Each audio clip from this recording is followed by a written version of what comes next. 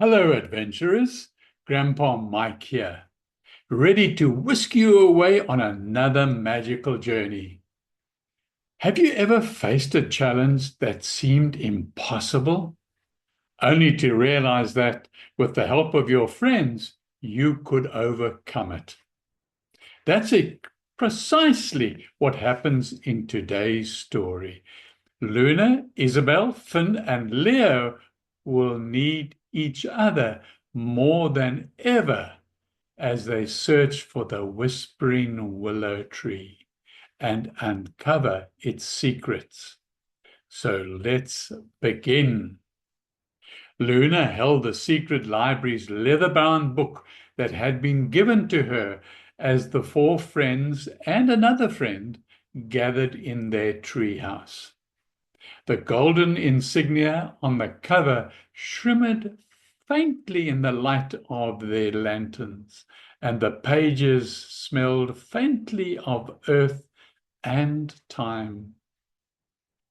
"Have you figured out what it says yet?"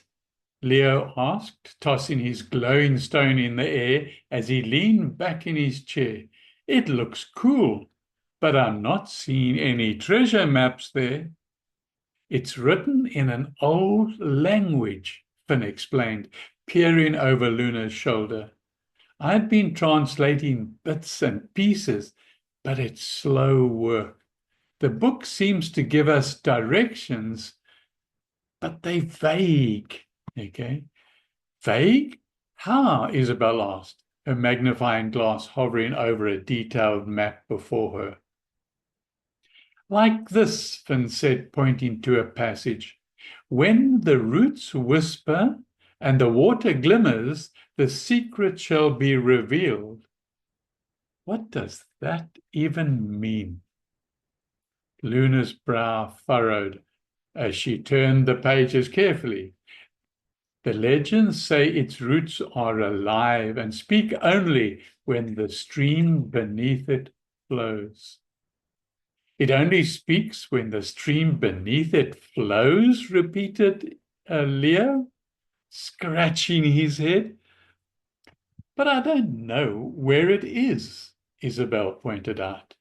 "The book doesn't say, and we haven't found it on any of our maps." "Then we'll find it the old-fashioned way," Luna said, standing up with determination.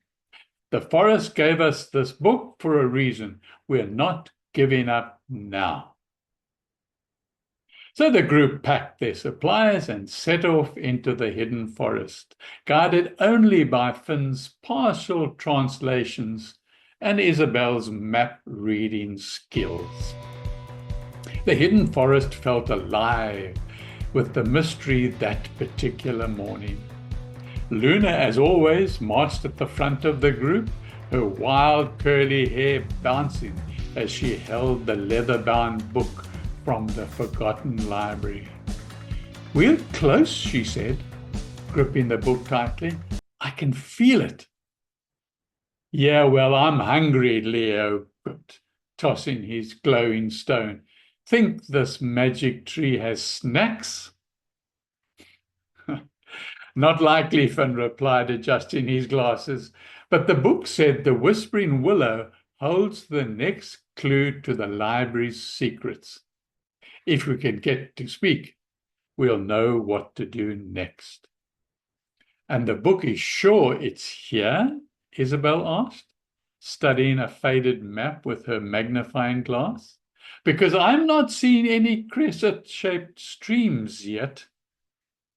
"It's here," Luna said firmly, looking into the forest. "The forest wouldn't have given us this book if it wasn't guiding us to something important." The path grew harder as they ventured deeper into the woods. Thorny vines snagged their clothes, and the trees stood so close together that they had to squeeze through the narrow gaps.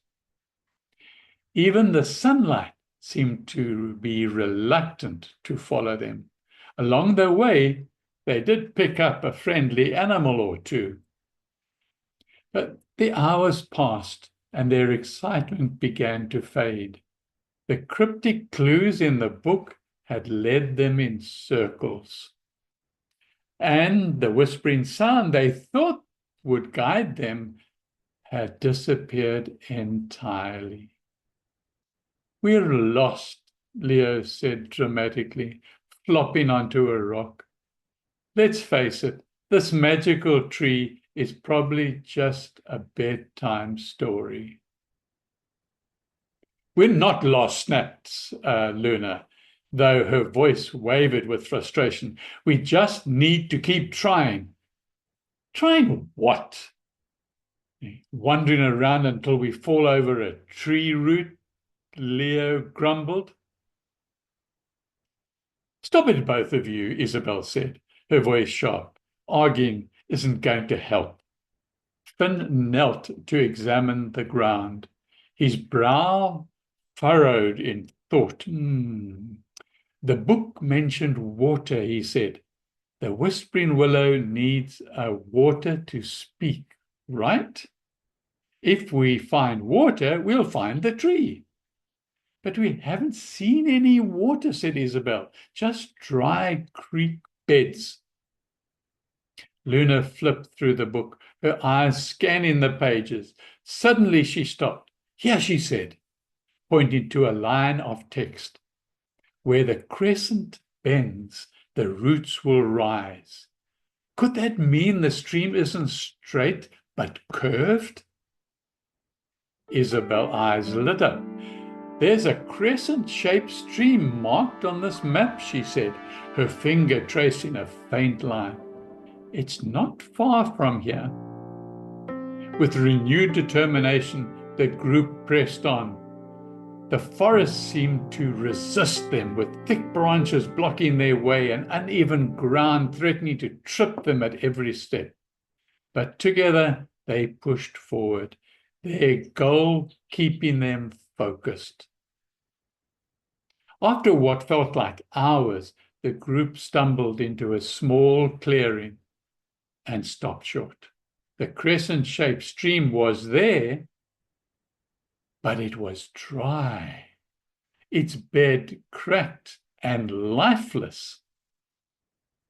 That's not right," said Finn, his brow furrowing. "The Whispering Willow needs water. Without it, it won't be able to speak."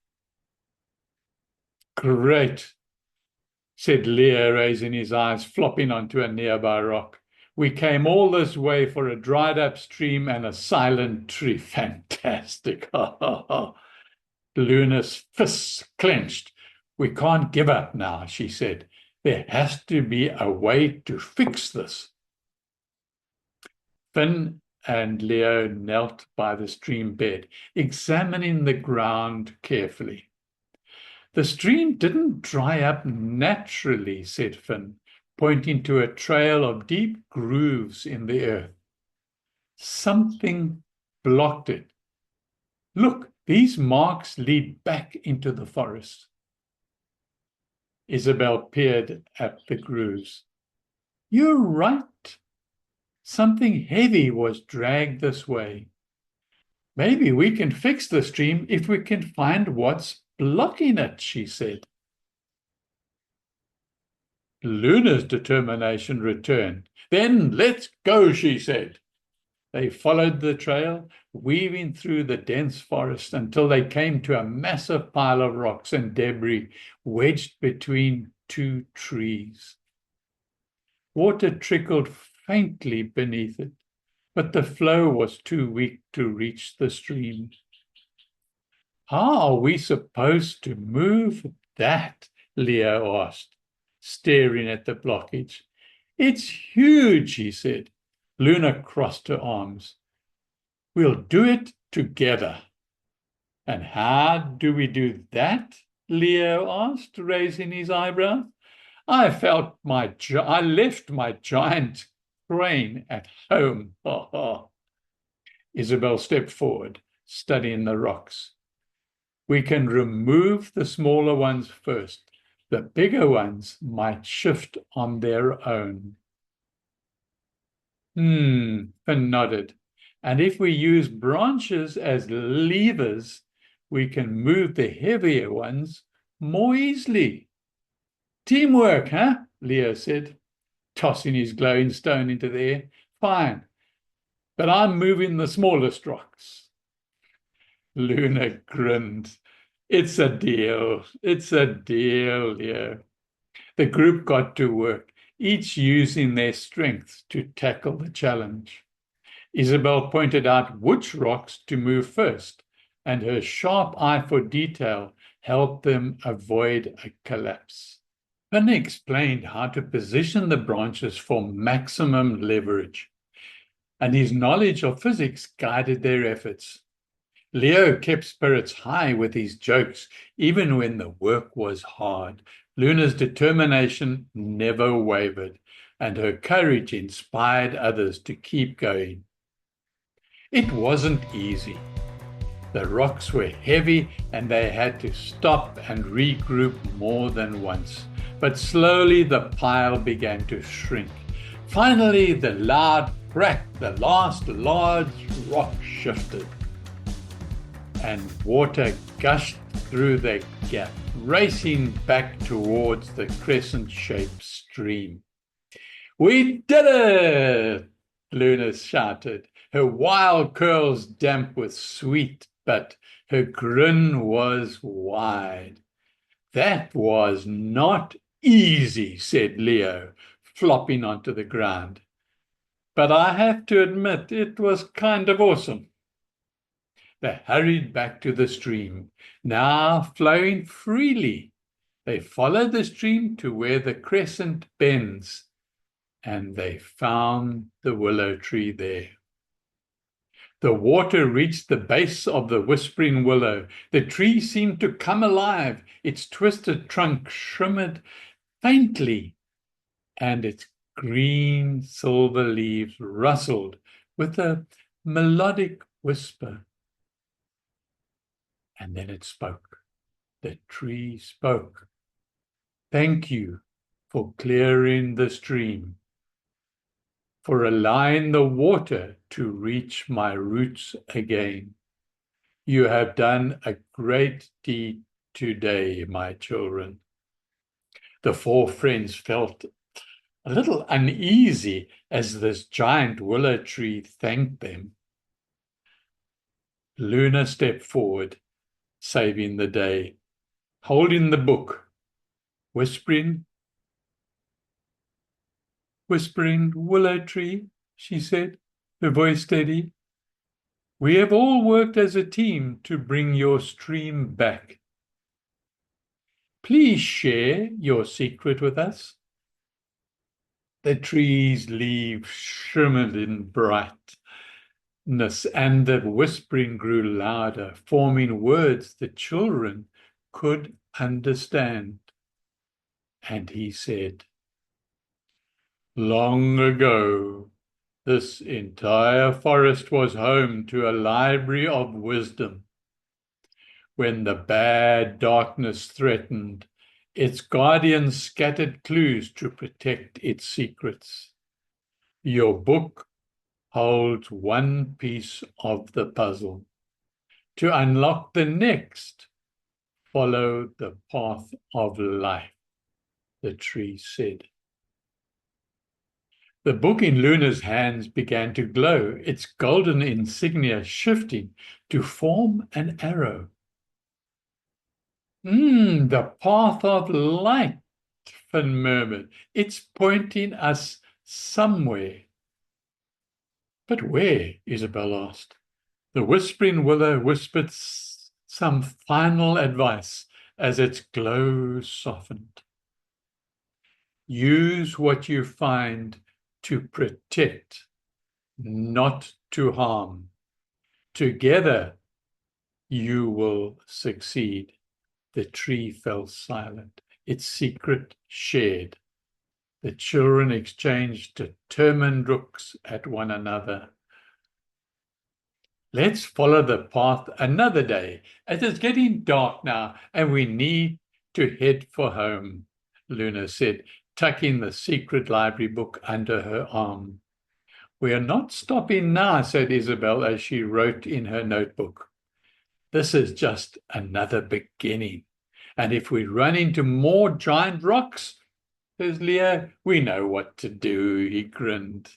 Their laughter echoed through the forest as they set off again, ready for whatever challenges lay ahead in another day. So another piece of the puzzle falls into place.